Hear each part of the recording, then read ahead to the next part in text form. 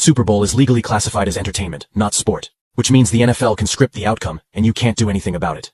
In 2017, a lawsuit accused the NFL of rigging games. Fans claimed the league manipulated outcomes for ratings and profit. The NFL's defense? They're not legally required to provide a fair game. Their lawyers argued that the NFL is sports entertainment, like WWE. Fans buy tickets for the experience, not a guaranteed legitimate competition. And the court agreed. The case was dismissed. The NFL admitted in legal documents that they have no obligation to ensure games are fair or unscripted. Every suspicious call, every convenient penalty in the final 2 minutes, every underdog story that feels too perfect. The NFL has legal protection to script it all. They make $14 billion a year, and they've legally confirmed they don't owe you a real game. The Super Bowl isn't sports. It's $1 billion production, and you're paying to watch it. His friends and family all suspect that he was suffering from CTE, which you can't know for sure until someone dies.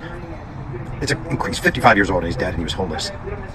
And the NFL will not touch this story. There's no way. There'll be no moment of silence. The Eagles and the Patriots won't be resting in peace, and we hope. They don't want you to know anything about this shit. They never do. But there's so many, and when I mean so many, I mean thousands upon thousands of NFL grunts you never hear about, with repeated head trauma, repeated head trauma, repeated head trauma. And here you have another guy, a former football player, a guy whose dream was to play in the NFL, and a guy who you can argue his life was ruined by playing in the NFL. I was in high school. I was watching a scrimmage or a practice of a team. It wasn't my high school. This guy got tackled, and he, from that point, was paralyzed from the neck down. Didn't even make it to the NFL.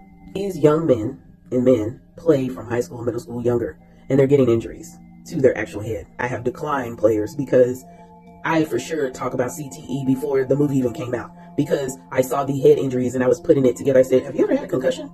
And they say, oh no. I said, have you ever lost track of time, this and this? I'm naming things. Why? Because I understand traumatic brain injuries.